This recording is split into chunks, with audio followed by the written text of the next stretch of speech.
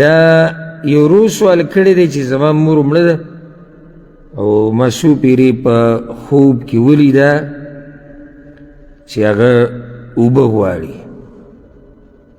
د دې به څه مطلب وي؟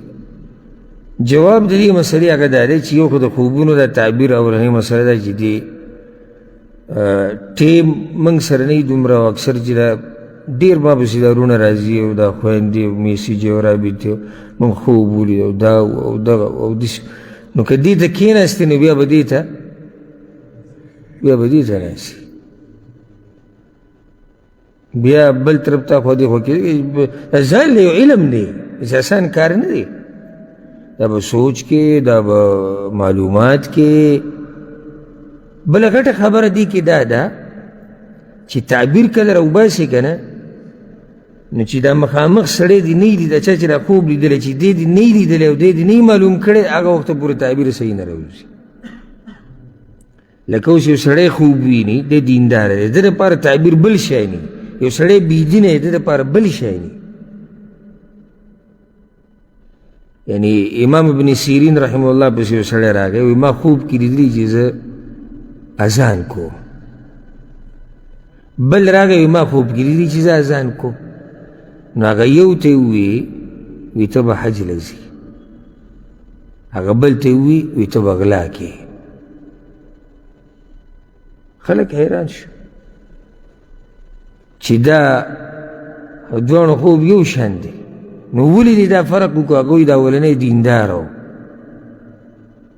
ابراهیم علیه السلام ته الله ویلي وأذن فی الناس بالحج، خلکو ته اعلان وکړه، اذان اعلان ته اعلان وکړه د حج. دا دویم بېدینه و، د الله نه لرې سړی و. نو د دې سره مناسب دا و فأذن مؤذن بینهم ای ایتها العیر انکم لسارقون. یوسف علیه السلام قصه کې وکړه، اذان کوونکي اعلان کوونکي اعلان وکړو چې ای قافلې تاسو څه یې، تاسو غلی د باچا پیاله چا پټه کړې ده. نو دا خلکو سره تعلق ساتي. بله ورځ یو چا سوال وکړو د یو عالم نه چې ما خوب لیدلی دی چې سپین ویښته زما د پوندې لاندې راختلي. نو دا د یو څو علماو ګروپ ته مجموعه ده، د پاکستان غټ غټ علما پکې دي. نو زه هم په هغه مجموعه کې یم. نو په هغوی کې یو دغه شیخ چیرې دی په دې تعبیر راویستو کې انتهایي تکړه دی، دی تخصص دی. نو د هغه ته دا سوال چا راولېږو چې شیخ صاحب که ته دې کې دا جواب راکړې، ځکه چې هغه بل عالم و زه ځان له حیران کړم چې د خپې لاندې سپین ویښته راښته او کس په مخه معلومات کوي. نو هغه دا ووایي چې سپین ویښته عزت دی. دا خو قرآن او حدیث دا خبره ثابت ده، سپین ویښته عزت دی. خو ویښته خو د پوندې لاندې نه راخیږي، راخیږي؟ او دلته سپین ویښته کوم ځای کې راختلي؟ د پوندې لاندې دي. نو وایي دله به الله د داسې ځینې عزت ورکوي چې د ده په ګمان کې به نه راځي.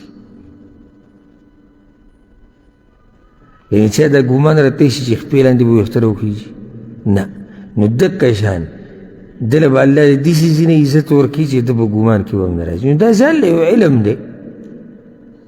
او لا بعضې خو نن سبا تجارت جوړ کړی دی، لایف بناسي په فیسبوک او په یوټیوب، او خوبونه ورته خلک رالیږي او هغوی جوابونه ورکوي. او په دغه چینلو چې څومره ګڼئ که نه، دا به بل ځای کې تا ته نه میلاویږي. لکه دغه خوبونه دي او ډز او دوی په دغه لینډ کې وایي مونځ اودس منه کوي، خو د خوب تعبیر له په مولوي صاحب پسې راځي. یاره مولوي صاحب وایي خوب داسې ویلولم، نو ته دې نه ولې نه هېرېږي؟ ته چې لمونځ نه کوې. یېرې خبره خو دا ده، د یېرې خبره خو دا ده چې تا ګیره خریلې ده، ګیره وړه کې، بېدیني کې، حرام خورې. د یېرې خبرې دا دي. او یو خوب دې راغستی دی، کله به یو ځای ته ځي او کله بل ځای ته ځي. نو دا ځان له علم دی.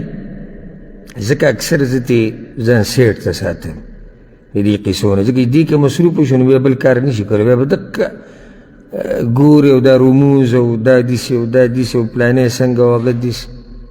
خو دا یو سوال مخې ته راغی ما زه دې به جواب وکړو تعبیر د دې مشهور تعبیر چې کوم دی هغه دا دی والعلم عند الله چې کله دې مړی ولیدو په خوب کې او هغه اوبه غواړي که نه نو دا مړی د دې ژوندونو دعا غواړي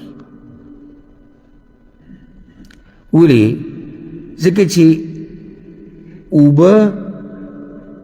اوبه دا رحمت دی اوبه رحمت د الله دی او دې څه غواړي اوبه غواړي که نه نو معنی دا چې دې د دوی نه د رحمت سوال غواړي چې زما دپاره د الله نه رحمت وغواړي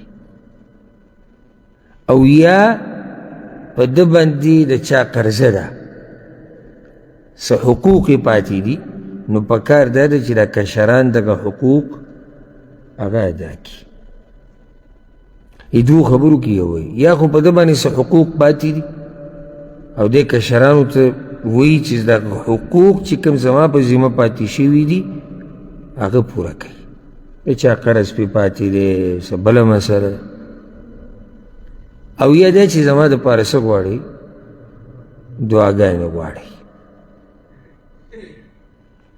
دعاګانې غواړي دا که چېرته ته په داسې عالم باندې پېښ شوي چې هغه قرآن او حدیث نه د سوچه مسلې بیانوي او د قیسو میسو والا نه وي نو هغه به درته ښکلی تعبیر بیان کړي او تا ته به طریقه وکړي چې مور پلار دپاره دعاګانې غواړه یا د هغوی په نوم صدقه وکړه داسې صدقه چې هغوی ته اجر ځي یا که په هغوی باندې قرض حق پاتې شوی هغه ورکړي او چې په دغه نورو یارانو باندې ورپېښ شوي دا درګاهونو او دربارونو والا او د پیرانو مریدانو والا نو هغه به راته قیسه به سمه اوږده کړي چې قیسه اوږده کړي نو